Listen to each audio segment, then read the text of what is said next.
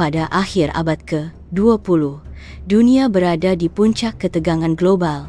Perang dingin antara Amerika Serikat dan Uni Soviet masih menyisakan ketakutan akan kehancuran nuklir. Di tengah ketidakpastian itu, sebuah kutipan dari ilmuwan jenius Albert Einstein kembali mencuat. Saya tidak tahu senjata apa yang akan digunakan dalam Perang Dunia III, tapi saya tahu bahwa Perang Dunia Fair akan bertempur dengan batu dan tongkat. Kata-kata ini menjadi peringatan akan bahaya senjata pemusnah massal yang dapat menghapus peradaban manusia. Tahun 1990-an, dengan runtuhnya Uni Soviet, dunia tampak menuju perdamaian. Namun, perang dan konflik masih berkobar di berbagai belahan dunia. Para ilmuwan dan pemikir mulai mempertanyakan, apakah ramalan Einstein akan menjadi kenyataan? Jika Perang Dunia III meletus dengan senjata nuklir, apakah peradaban akan hancur sepenuhnya? Banyak yang percaya bahwa teknologi bisa menyelamatkan manusia dari kehancuran, tapi sejarah membuktikan bahwa kehancuran seringkali datang dari tangan manusia itu sendiri.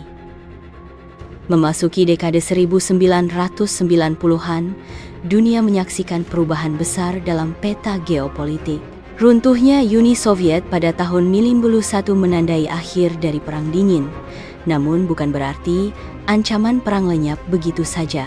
Justru, ketidakstabilan baru mulai muncul.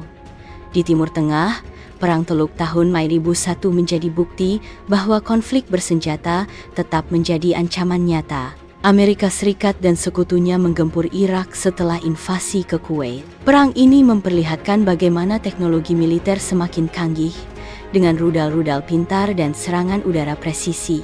Namun, di balik kecanggihan itu, bayangan perang nuklir tetap menghantui. Pada saat yang sama, negara-negara seperti India dan Pakistan terus mengembangkan program nuklir mereka. Tahun 1998,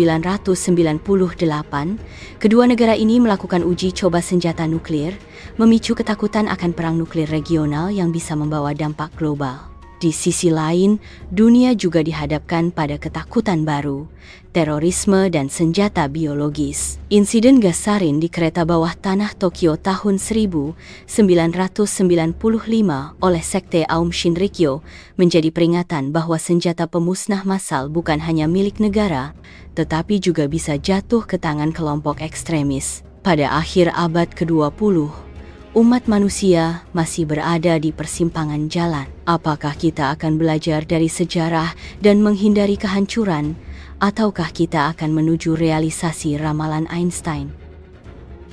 Menjelang pergantian abad ke-21, dunia masih berada dalam bayang-bayang ketidakpastian.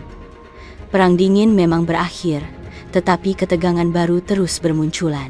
Perang sipil, konflik etnis, dan pertikaian antar negara terus terjadi, memperlihatkan betapa rapuhnya perdamaian global. Pada akhir 99 Bullenstein, ketakutan baru muncul, ancaman sistemik dari teknologi. Dunia menghadapi krisis Y2K, sebuah kesalahan pemrograman komputer yang dikhawatirkan dapat melumpuhkan infrastruktur global.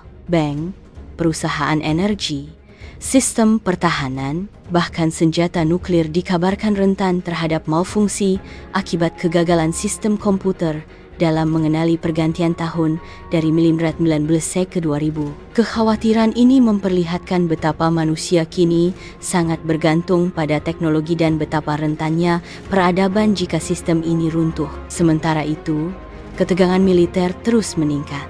Amerika Serikat, sebagai kekuatan utama dunia, mulai menghadapi tantangan dari negara-negara seperti Tiongkok dan Rusia yang berusaha membangun kembali pengaruh mereka. Korea Utara, di bawah kepemimpinan Kim Jong-il, semakin aktif dalam pengembangan program nuklirnya, menambah daftar negara yang berpotensi memicu konflik bersenjata besar. Pada saat yang sama, perubahan iklim dan eksploitasi sumber daya alam semakin memperburuk situasi global.